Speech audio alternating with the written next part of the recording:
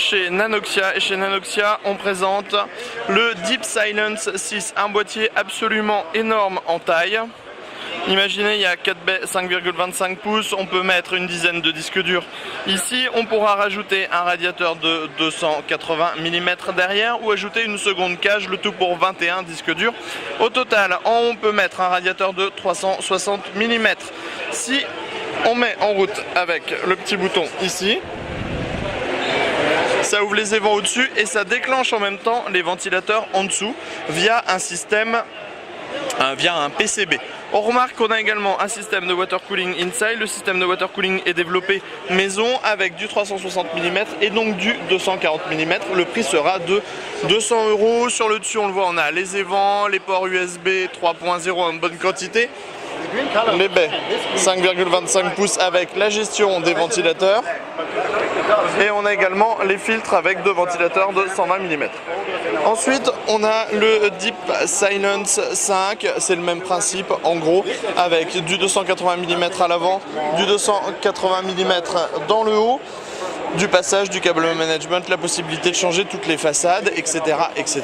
Plutôt un bon boîtier là aussi.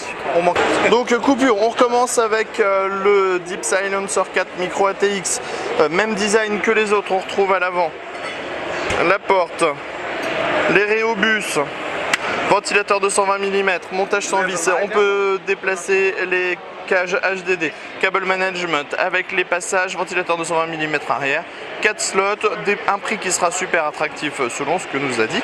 Bref, encore un boîtier assez intéressant. Ensuite on a le Mini ITX, alors ça arrive bientôt, c'est un truc qui n'est pas encore à l'état de projet final. On a beaucoup de place, donc on peut mettre 3 disques durs en dessous. On peut mettre un radiateur de 280 mm à l'avant, un radiateur de 280 mm dans le haut, du radiateur, vous voyez, très haut en taille, Mini ITX donc. À l'avant, c'est sympathique au niveau du style, avec des arches en aluminium sur les côtés.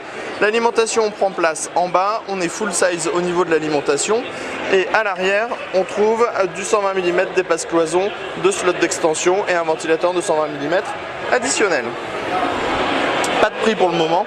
Enfin, on termine avec la vidéo rapide du kit water cooling en 240 mm ce coup-ci. On a découvert le 360 tout à l'heure. On était chez Nanoxia, pas mal de choses chez Nanoxia et on vous dit à bientôt.